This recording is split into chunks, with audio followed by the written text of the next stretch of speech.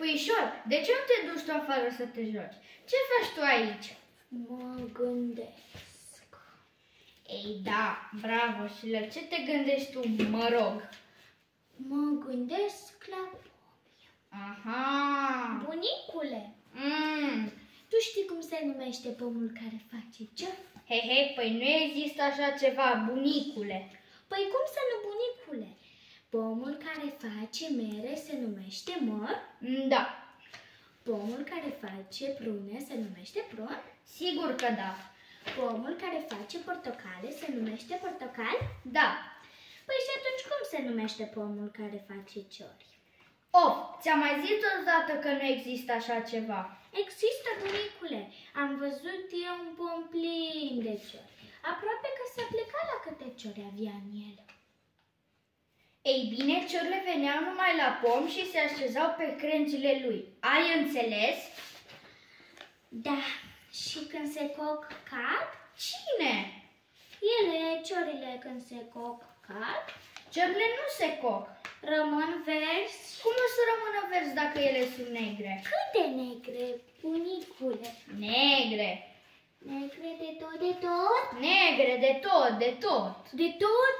Da, negre, așa ca o locomotivă plină cu cărbun care trece noaptea prin tunel. Ai înțeles? Am înțeles. Așa. Un singur lucru n-am înțeles. Cum se numește pomul care face ciori? Una-i pomul și alta-i ciorile. Ciorile vin numai așa, în vizită la pom. Aha! Și merele când vin în vizită la măr? Merele nu vin în vizită la măr. Merele chiar cresc în măr. Și după ce cresc, zboară? Nu zboară. Merele cad. Păi de unde cad dacă nu zboară? Din măr. Bunicule, ce fac ele în măr? Fac ce fac și ciorile stau. Am înțeles tot. Așa. Am înțeles tot. Așa. Mi-ai explicat foarte bine, să știi. Foarte bine. Bunicule, vreau și eu să știu ceva. Îmi spui și mie cum se numește pomul care face ciori? Puișor, dragă puișor, du-te afară și joacă-te, te rog eu frumos. Pe mine mă doare capul, nu mai pot. Bunicule, ce faci tu acum? Mă gândesc. Și la ce te gândești tu, bunicule? La pomi.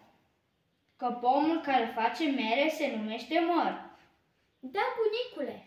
Pomul care face prune se numește prun. Sigur că da, bunicule. Pomul care face portocale se numește portocal.